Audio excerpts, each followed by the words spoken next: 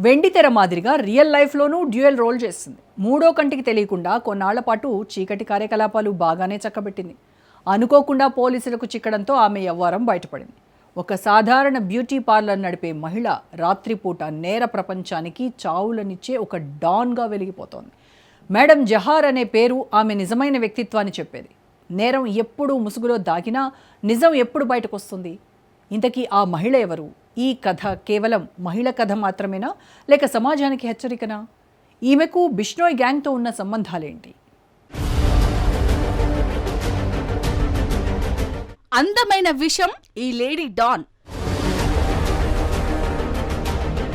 పోలీసులకు చిక్కిన మేడం జహర్.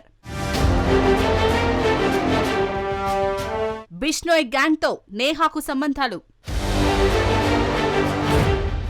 దేశ రాజధాని ఢిల్లీలో తాజాగా వెలుగులోకి వచ్చిన ఒక ఘటన దేశవ్యాప్తంగా చర్చనీయాంశమైంది. సినిమా కథలా అనిపించే ఈ సంఘటనలో ఒక మహిళ ద్వంద్వ జీవితం గడిపిన విషయం బయటపడింది.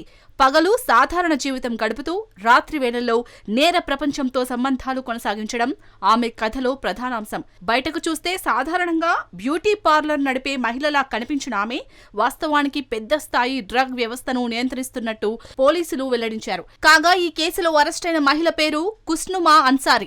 ఆమెను నేహా అనే పేరుతో కూడా పిలుస్తారు. డ్రగ్ ప్రపంచంలో ఆమెకు మరో పేరు కూడా ఉంది. అదే మేడం జహర్.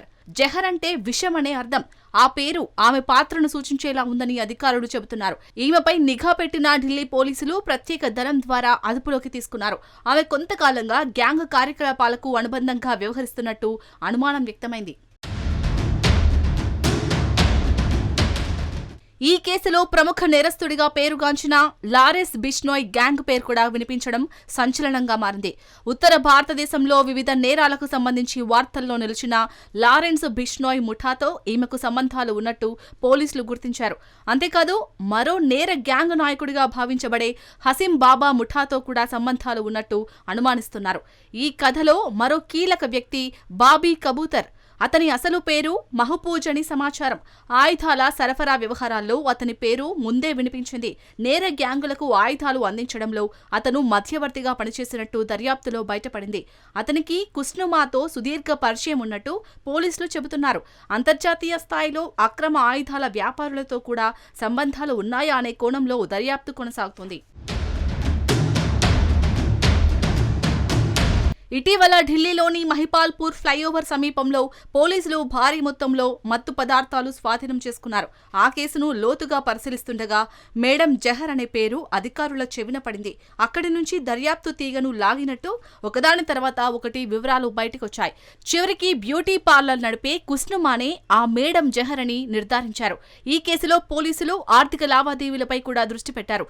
డబ్బు ఎక్కడి నుంచి వస్తుంది, ఎక్కడికి వెళ్తుంది, ఎవరెవరు ఇందులో భాగస్వాములు, ఇంకా ఎన్ని స్లీపర్ సెల్స్ పనిచేస్తున్నాయి వంటి ప్రశ్నలకు సమాధానాలు కనుక్కోవడానికి దర్యాప్తు కొనసాగుతుంది. అక్రమ కార్యకలాపాలు బయటపడకుండా ఉండేందుకు ఆమె బ్యూటీ పార్లర్ను ఒక కవచంలా ఉపయోగించిందని పోలీసులు భావిస్తున్నారు. పగలు సాధారణ కస్టమర్లతో బిజీగా ఉండే పార్లర్ రాత్రి వేళల్లో మాత్రం వేరే ప్రపంచానికి అనుసంధానమయ్యేదని అనుమానం వ్యక్తమవుతోంది. ఇటీవలి సంవత్సరాల్లో దేశంలో డ్రగ్స్ సిండికేట్లు పెరుగుతున్నాయనే ఆందోళన వ్యక్తమవుతుంది. యువతను లక్ష్యంగా చేసుకుని మత్తు పదార్థాల సరఫరా పెరుగుతుండటంపై ప్రభుత్వ యంత్రాంగం కఠిన చర్యలు తీసుకుంటోంది. అంతర్రాష్ట్ర స్థాయిలో పనిచేసే గ్యాంగులపై ప్రత్యేక దళాలు నిఘా పెంచుతున్నాయి. ఈ కేసు కూడా అలాంటి విస్తృత చర్యలలో భాగమని అధికారులు చెబుతున్నారు.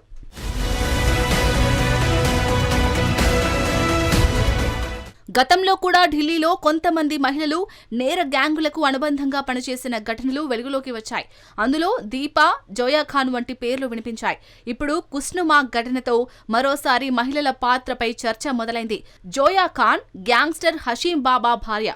గ్యాంగ్స్టర్ భార్య లక్షణాలను బాగానే వంటబట్టించుకుంది.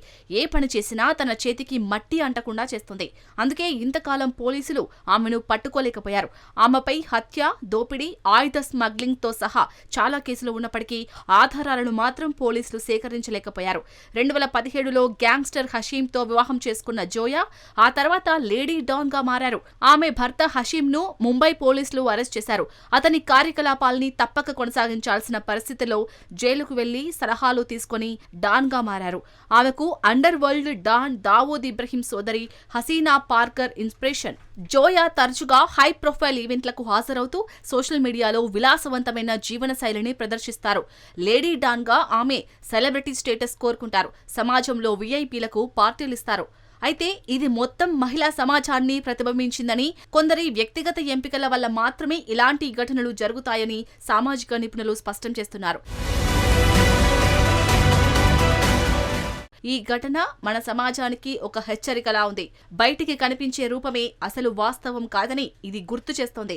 చట్టం ముందు ఎవరూ పెద్దవారు కాదని, ఎలాంటి ముసుగులో ఉన్నా నేరం ఒకరోజు బయటపడుతుందనే సందేశాన్ని ఈ కేసు ఇస్తోంది. ప్రస్తుతం పోలీసులు మరింత సమాచారం సేకరించే పనిలో ఉన్నారు. ఈ నెట్వర్క్ ఎంత విస్తృతంగా ఉందో, ఇంకెవరెవరు ఇందులో భాగము అనేది రాబోయే రోజుల్లో స్పష్టమయ్యే అవకాశం ఉంది. ఈ సంఘటన ఒక పెద్ద ప్రశ్నను లేవనెత్తుతుంది. సాధారణ జీవితం గడుపుతున్నట్టే కనిపించే వ్యక్తులు ఎలా నేర ప్రపంచంతో అనుబంధం పెంచుకుంటారు? ఆర్థిక లాభాల ఆశ, భయపెట్టే గ్యాంగ్ ఒత్తిళ్లు లేదా ఇతర వ్యక్తిగత కారణాలు ఇవన్నీ కలిసి ఇలాంటి మార్గాలకు దారితీసే అవకాశం ఉందని నిపుణులు అంటున్నారు. డ్రగ్ వ్యాపారం అనేది కేవలం ఒక వ్యక్తి చర్య కాదు. దాని వెనుక పెద్ద నెట్వర్క్ ఉంటుంది. సరఫరాదారులు, మధ్యవర్తులు, రవాణాదారులు, డబ్బు మార్పిడి వ్యవస్థ ఇవన్నీ ఒక గొలుసులా పనిచేస్తాయి. మహిపాల్పూర్ ఫ్లైఓవర్ వద్ద పట్టుబడ్డ డ్రగ్ కేసు దర్యాప్తు వేగం పెంచుకున్న కొద్దీ ఢిల్లీ పోలీసులకు ఒక్కో లింక్ స్పష్టమవుతూ వచ్చింది. ఫైనాన్షియల్ ట్రయల్ దేశ సరిహద్దులు దాటింది. అంతర్జాతీయ కాల్స్, హవాలా లావాదేవీలు, గ్యాంగ్ లింకులు ఒక్కొక్కటిగా వెలుగులోకి వచ్చాయి. మేడం జెహర్ అనే పేరు చుట్టూ తిరిగిన అన్ని కాల్ రికార్డులు, ఆర్థిక లావాదేవీలు, సీసీటీవీ ఫుటేజ్ చివరికి ఒకే వ్యక్తి వైపు చూపించాయి. బయటకు మెరిసే అద్దాలు, లోపల దాచిన రహస్య గదులు, క్రీమ్ బాక్సుల వెనుక సీక్రెట్ లాకర్లు, మేకప్ కిట్ల మధ్య దాచిన సింథటిక్ డ్రగ్స్ ప్యాకెట్లు. అక్కడే ఒక ల్యాప్టాప్లో జెహర్ నెట్వర్క్ అనే కోడ్ ఫైల్ దొరికింది. దీంతో మొత్తానికి బయటికి కనిపించే రూపమే నిజం కాదు. ముసుగులు మారుతాయి, కానీ నేరం ఎప్పటికీ నీడలా వెంటాడుతోందని రుజువైంది.